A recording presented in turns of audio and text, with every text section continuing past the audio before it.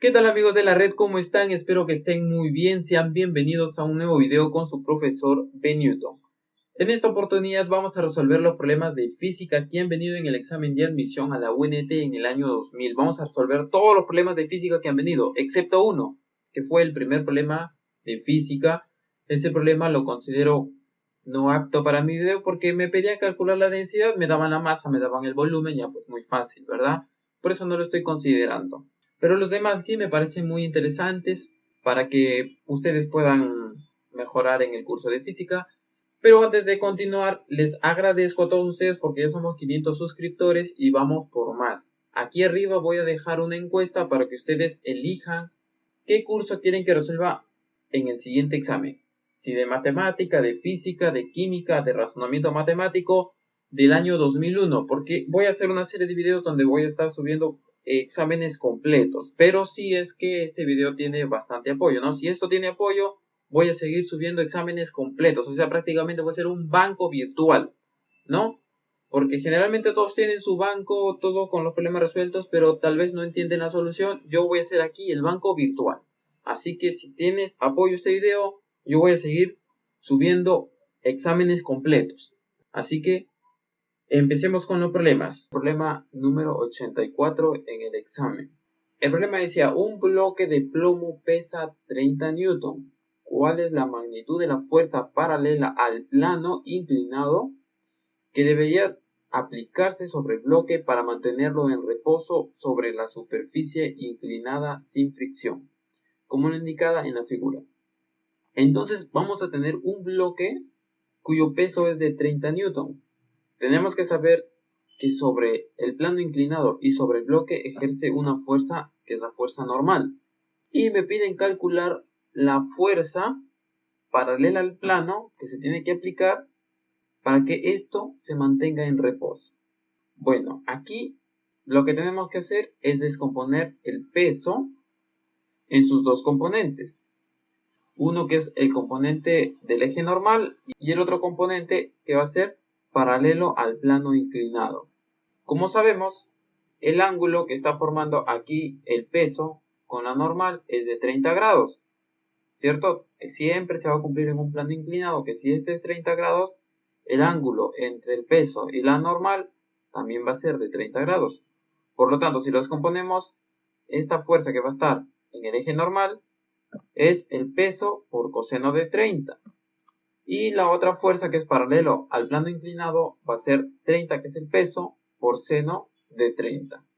¿Ok?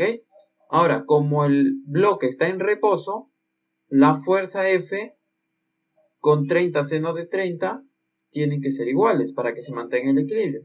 Entonces, fuerza es igual a 30 por seno de 30. Recordar su triangulito 30-60. Seno de 30 es igual a 1 medio. Por lo tanto, fuerza es igual a 30 por 1 medio. Siendo esto igual a 15 newton. Entonces, la fuerza es igual a 15 newton. La respuesta era la clave B. Ahora pasemos al siguiente problema, que fue el problema 85. Dice, un objeto se lanza verticalmente con una velocidad de 60 metros por segundo. Considerando que la gravedad es 10 metros por segundo cuadrado, la altura máxima alcanzada por el objeto es... Tenemos que recordar que cuando se quiere calcular la altura máxima, eso significa que la pelotita o lo que sea, al final su velocidad es 0, porque va ahora a caer. Pero existe una fórmula para calcular la altura máxima, que es velocidad inicial al cuadrado sobre 2 veces la gravedad. Como a mí me dan la velocidad que es lanzada, que es de 60 metros por segundo, y la gravedad que es 10 metros por segundo cuadrado, simplemente voy a reemplazar 60 al cuadrado sobre 2 por 10, siendo esto igual a 180 metros. Entonces aquí la respuesta también era la clave B. Bueno, ahora pasemos al siguiente problema, el problema número 86. Dice, al viajar un bus por el serpentín de Pacasmayo debería ser, con una rapidez media de 80 kilómetros por hora. El viaje dura 15 minutos. Si en un día con neblina se decide ser precavido, porque se vaya a chocar, y mantener una rapidez media de 50 km por hora. ¿Cuánto tiempo más tardará el viaje? Bueno, tenemos que saber que la velocidad media es igual al desplazamiento que recorre el cuerpo sobre el tiempo que le demora en realizar ese desplazamiento. Y ahora, despejando aquí D, que es el desplazamiento, vamos a tener que el desplazamiento es igual a la velocidad media por el tiempo. Pero aquí el hombre va a ser el mismo viaje, o sea, el desplazamiento es el mismo. Entonces, velocidad media del primer viaje por el tiempo que le transcurre el primer viaje es igual a la velocidad media del segundo viaje por el tiempo que le transcurre el segundo viaje. Porque los dos van a tener el mismo desplazamiento, los dos viajes son lo mismo. Ahora la pregunta es, ¿nosotros tenemos que convertir el tiempo a horas? ¿Es necesario convertir el tiempo a horas o la velocidad en kilómetros por minuto o metros por minuto para que el tiempo sea el mismo? No es necesario. ¿Por qué? Porque las unidades de la velocidad media en el viaje 1 se van a anular con las unidades de la velocidad media del viaje 2, así que no es necesario. Por lo tanto, simplemente reemplazo 80, que es la velocidad media del primer viaje, por 15 minutos, que es lo que él se demora, que es igual a 50 km por hora, que es la velocidad media del segundo viaje, por el tiempo del segundo viaje. Entonces aquí despejando, vamos a tener que el tiempo del segundo viaje va a ser de 24 minutos. Ahora, la pregunta es, ¿cuánto tiempo más tardará el viaje? Recordar que con una velocidad de 80 km por hora se demoraba 15 minutos. Ahora, como ha disminuido la velocidad, se va a demorar más. ¿Y cuántos minutos más? 9 minutos, ¿verdad? Porque va a ser 24 menos 15, 9, ¿cierto? Entonces, ese incremento de tiempo es de 9 minutos. Y la clave era la E. Pasemos al siguiente problema 87. Dice, ¿cuánto trabajo se realiza si se levanta una roca de 100 newton hasta una altura de 1 metro? Bueno, nosotros sabemos que si la roca pesa 100 newton, ¿cierto? Su peso es de 100 newton, hay que levantarlo con una fuerza que va a ser igual a también 100 newton para poder levantar esa piedra, esa roca, lo que sea. ¿Cierto? Entonces, ¿con qué fuerza se va a levantar la piedra? Con 100 newton. Ahora, el trabajo sabemos que es fuerza por distancia. Y esa distancia o desplazamiento que recorre la piedra, la roca, es de 1 metro. Por lo tanto, el trabajo va a ser 100 por 1. Siendo esto 100 joules, ¿verdad? Entonces, la clave de este problema era la clave E. Pasemos al siguiente problema, el problema 88. Una bola de demolición cuelga del extremo de un cable. Un alumno de física desea calcular la longitud del cable y por lo tanto improvisa con un péndulo simple, hecho con una cuerda de 0,5 metros de longitud y una piedra. El estudiante observa que cuando la bola de demolición oscila de un lado a otro con amplitud pequeña, efectúa un ciclo con amplitud completo en el tiempo que le lleva a la piedra completar 5 ciclos. O sea, quiere decir que el péndulo, este grandote, efectúa un ciclo y en el mismo tiempo su péndulo chiquitito que él está experimentando hace 5 ciclos. ¿Ok? La pregunta es, ¿cuál es la longitud del cable del péndulo ese grandote, ¿no? De demolición. Entonces, tenemos que recordar que en péndulo simple el periodo es igual a 2pi raíz cuadrada de la longitud de la cuerda sobre la gravedad. O sea, es independientemente de la masa. ¿Recordad? El periodo en un péndulo simple es independiente de la masa. La masa puede ser de 1 kilo, puede ser de 20 kilos, de 500 kilos. Eso no depende. ¿Okay? Como nosotros vamos a hacer aquí una comparación, porque está comparando un péndulo chiquito con uno grande, aquí cuando ustedes hacen comparaciones, las constantes se van, se desaparecen. ¿Por qué? Porque vamos a comparar. Entonces, si las constantes se van, se iría 2pi, que es una constante, y la gravedad también, que es una constante. Y quedaría que el periodo es proporcional a la raíz cuadrada de L, o sea, la raíz cuadrada de la longitud. Entonces, si yo digo la longitud del péndulo grande, que es el péndulo primero, entre la longitud de la cuerda del péndulo pequeño, es igual al periodo 1 al cuadrado sobre el periodo 2 al cuadrado, ¿no? Porque esta raíz va a pasar al otro lado a potencia. Pero a mí me están dando los ciclos. no me están dando el tiempo que se demora, sino me está diciendo los ciclos en el mismo tiempo. Por lo tanto, me están dando las frecuencias. Y tienen que recordar que la frecuencia es inversa al periodo. Por lo tanto, esta ecuacióncita que yo acabo de encontrar, lo puedo escribir de la siguiente manera. Longitud 1 entre longitud 2 es igual a frecuencia 2 al cuadrado entre frecuencia 1 al cuadrado. ¿Por qué? Porque la frecuencia es inversa al periodo, o sea, se invierte, pero en frecuencia. ¿Ok? Muy bien, ahora simplemente voy a reemplazar la longitud del cable del péndulo grande, o sea, de la bola de la demolición, no sé, es lo que me pide calcular, ¿verdad? La longitud del cable pequeño es 0,5 metros, la frecuencia 2 es 5 porque el péndulo chiquito da 5 ciclos y la frecuencia del péndulo grande es 1 porque solamente va a dar un ciclo. Entonces va a quedar que longitud 1 sobre 0,5 es igual a 5 al cuadrado entre 1 al cuadrado. Ahora esto pasa a multiplicar y va a quedar que la longitud del péndulo o la longitud de la bola de demolición es 12.5 metros, siendo la clave de este problema la clave A. Ahora pasemos al siguiente problema, el problema 89. Dice, la magnitud y dirección de la fuerza eléctrica sobre una carga eléctrica de menos 4 microcoulomb colgada en un campo eléctrico con una intensidad de 3500 Newton por Coulomb que apunta hacia el este son, bueno, si ustedes no se acuerdan cuál es la fórmula del campo eléctrico o intensidad de campo eléctrico, aquí me están dando sus unidades, que es Newton sobre Coulomb, que es las unidades del campo eléctrico. Entonces, si yo no me acuerdo la fórmula, lo puedo descifrar por sus unidades. Newton son las unidades de fuerza, Coulomb son las unidades de carga. Por lo tanto, el campo eléctrico es igual a fuerza sobre carga. Y ya tengo la fórmula, ¿verdad? Ahora, ¿cómo calculo la fuerza? Simplemente multiplicaría el campo eléctrico por la carga. Entonces, la fuerza va a ser el campo eléctrico, que es 3500, por la carga, que es 4 por 10 a la menos 6, porque es microcoulomb, ¿no? 10 a la menos 6 es micro.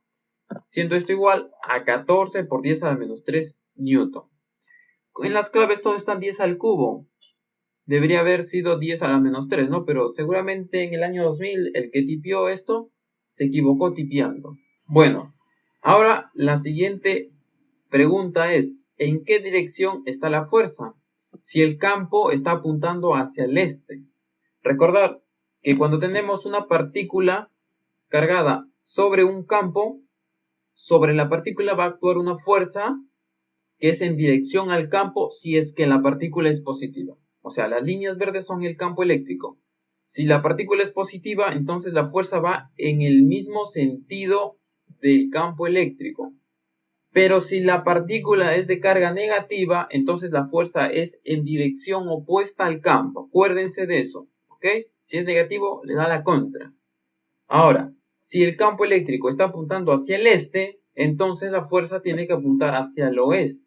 Y la clave de esta pregunta es la clave D. Pero si se dan cuenta, la única clave que tiene 14 por 10 a la menos 3 es la clave D. O sea que no era necesario que sepan que era oeste. Pero si ustedes hubiesen sabido que es oeste, también solo hay una clave que tiene oeste. O sea, fácilmente ustedes hubiesen sabido cuál es la respuesta sabiendo o bien la fuerza o bien la dirección. No, así de fácil fue este problema. Bueno, pasemos al siguiente problema, el problema 90. Dice, el flujo magnético por una bobina de 2 espiras cambia. Bueno, aquí también hubo otro error de tipeo. Debería haber dicho cambia de 0.3 a menos 0.3 Webers en 0.3 segundos. Así debería haber sido. ¿Ok? La FEN inducida en la bobina es, me están pidiendo que calcule la FEN que va a ser inducida en la bobina. Recordar que la FEN, sus unidades son voltios. Ahora tienen que recordar la ley de Faraday para una espira conductora, que se dice que la FEN inducida es igual a menos el número de espiras en esa bobina por la variación de flujo, que son los Webers, sobre la variación del tiempo. Bueno, ahora simplemente voy a reemplazar, ¿no? Sé que son 2 espiras, ¿cierto? Entonces sería la FEN es menos 2 por la variación de los Webers sería los Webers al final menos los Webers al inicio. A ver, ¿cuántos Webers hay al final? menos 0.3, entonces menos 0.3. Al inicio, 0.3, menos 0.3. ¿En cuánto tiempo lo hizo? En 0.3 segundos, allá, sobre 0.3 segundos. Resuelven esto y sale que la Fe inducida es de 4 voltios. Y la respuesta era la clave D. ¿Okay? Ahora pasemos al problema 91. Dice, dadas las siguientes proposiciones, todos están referentes a la luz. Entonces, ítem número 1, la luz puede viajar en el vacío, ¿verdadero o falso? ¿Y por qué? ¿Por qué la luz puede viajar en el vacío? Puede viajar en el vacío porque es una onda electromagnética, ¿no? Antiguamente decían que no, que la luz necesita un medio para poder desplazarse en el espacio. Y ese medio era el famoso conocido como éter. Pero apareció nuestro héroe Maxwell que dijo, no, espérate, la luz es una onda electromagnética, o sea, está formado por un campo eléctrico y un campo magnético. Entonces no es necesario ese famoso éter, sino la luz puede viajar en el vacío. Y cayó la boca a todos los científicos de esos tiempos. Así que la luz puede viajar en el vacío y no necesita ese éter, así que ese éter fue descartado. Entonces, el ítem 1 es verdadero. Ítem número 2. La luz viaja desde nuestros ojos a los objetos. Eso es falso. ¿Por qué? Porque la luz no viaja de los ojos a los objetos, sino de los objetos a nuestros ojos. ¿Y por qué? Porque la luz va al objeto. Si el objeto es opaco, entonces la luz se va a reflejar y va a ir a nuestros ojos y lo vamos a poder ver. Pero ¿qué pasa si el objeto es transparente? La luz va, pero ya no refleja. Es por eso que cuando un objeto es transparente no lo podemos ver. ¿Okay? Punto 3. La luz viaja desde los objetos a nuestros ojos. Bueno, esa es la verdadera, ¿verdad? Si esta es falsa, entonces este es verdadero porque lo contradice. Punto 4 es, la luz es un fenómeno ondulatorio, claro, ¿cierto? Es un fenómeno ondulatorio porque es una onda electromagnética, verdadero. La luz es un éter volátil, falso, ¿no? Habíamos dicho que la luz se transmitía a través del éter. Eso decían los antiguos físicos, ¿no? Que la luz se podía transmitir a través del éter. Pero luego eso fue falso, ¿no? Igual es falsa el punto 5. Entonces son ciertos solamente 1, 3 y 5, ¿verdad? La clave era la clave D. Bueno, la última pregunta, la pregunta 92 del examen del año 2000. Dice, un objeto de 60 centímetros, bueno, aquí también hubo otro error de tipeo. En el examen original era 1.6 centímetros de altura. Está colocado a 20 centímetros de un espejo cóncavo, cuyo radio de curvatura es de 30 centímetros. El tamaño de la imagen es, bueno, me están dando la altura del objeto, la distancia del objeto al espejo, el radio de curvatura. Entonces, como me están dando el radio de curvatura, yo puedo encontrar la distancia focal. La distancia focal es el radio de la curvatura sobre 2. Eso sería 30 sobre 2, que es 15 centímetros. Entonces ya tengo la distancia focal. Pero si ustedes observan, el radio es de 30 centímetros. El objeto, la distancia del objeto al espejo es de 20 centímetros. Y la distancia focal es de 15 centímetros. Quiere decir que el objeto está entre el centro y el foco. Y cuando el objeto está entre el centro y el foco en un espejo cóncavo, la imagen es invertida y real. ¿Ok? O sea, por lo tanto, la imagen es positiva. ¿Estamos? Porque en un espejo cóncavo la imagen puede ser positiva o puede ser negativa. ¿Cuándo la imagen es negativa? Cuando el objeto está entre el foco y el espejo. ¿Ok? Entonces recordad, cuando el espejo es cóncavo, la imagen es negativa cuando el objeto está entre el foco y el espejo. Pero si está del foco para allá, entonces la imagen es real, positiva. Ahora tienen que recordar esta fórmula que es la formulita de Descartes, que es 1 entre la distancia focal es igual a 1 entre la distancia del objeto al espejo más 1 sobre la distancia de la imagen al objeto. Como nosotros tenemos el F, que es 15, el O, que es 20 centímetros, vamos a encontrar el valor I. Entonces ahora reemplazando vamos a tener que 1 sobre 15 es igual a 1 sobre 20 más 1 sobre I. Aquí ustedes resuelven, aplican su matemática y calculan que I es igual a 60 centímetros. Entonces ya tenemos la distancia de la imagen al espejo, la distancia del objeto al espejo también, los dos. Ahora podemos calcular la altura de la imagen, aplicando la fórmula del aumento, que es el tamaño de la imagen entre el tamaño del objeto es igual a la distancia de la imagen al espejo entre la distancia del objeto al espejo. Ahora, simplemente reemplazando, ¿no? Tamaño de la imagen entre el tamaño del objeto, que es 1.6, es igual a 60 sobre 20. Dividen, pasan a multiplicar y tienen que el tamaño de la imagen es 4.8 centímetros. Y la clave era la clave D. Bueno, acá dice una O, un error de tipeo, ¿no? Pero clave D. Seguramente en esos tiempos se emocionaron que era el año 2000 y se pararon confundiendo, ¿no? De la pura emoción de que estaban en pleno año 2000. Bueno, espero que les haya gustado el video, hayan aprendido un montón. Si quieren que siga resolviendo exámenes de admisión completos, solo tienen que escribírmelo aquí en los comentarios. Y si este video tiene un gran apoyo, voy a seguir subiendo exámenes completos. No tanto de exámenes de admisión por ordinario, sino también por sumativos. ¿Ok? Así que apoyen este video y voy a seguir subiendo full exámenes completos. Bueno, no te olvides de suscribirte también al canal si no estás suscrito. Que tengas un muy buen día. Nos vemos en el siguiente video. Chao, chao.